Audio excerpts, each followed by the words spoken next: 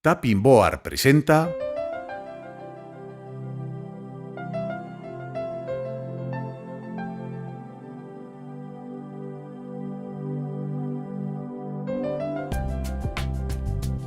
el bruxismo. El bruxismo es el acto compulsivo de apretar o rechinar los dientes sin ningún interés funcional. El estrés y la ansiedad son a menudo las causas más frecuentes. Se calcula que el 80% de la población ha tenido algún episodio bruxista a lo largo de su vida, incluyendo adultos, adolescentes y niños. Y es una conducta muy nociva para los dientes, el periodonto y los músculos de la boca. Existen dos tipos de movimientos bruxistas: el apretamiento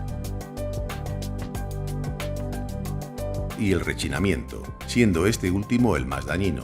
La manifestación más común del bruxismo es el desgaste de los dientes. También podrá causar sensibilidad dental y fisuras, o incluso fracturas y desprendimientos de restauraciones. Además, puede producir la pérdida de anclaje de los dientes.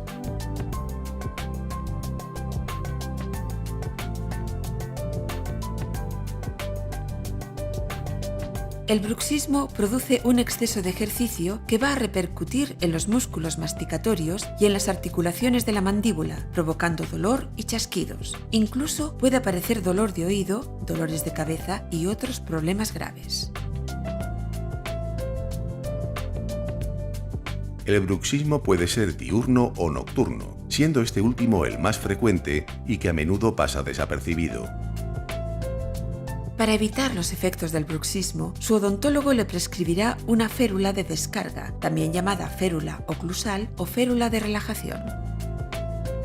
La férula es un aparato generalmente de resina transparente que se interpone entre los dientes. La férula mejorará la posición de la mandíbula, evitará el desgaste y las fracturas dentales y relajará los músculos masticatorios. También protegerá a las carillas, coronas y puentes. Sin duda, la férula es el tratamiento dental más conveniente ante el bruxismo, ya que ofrece excelentes resultados a medio y largo plazo.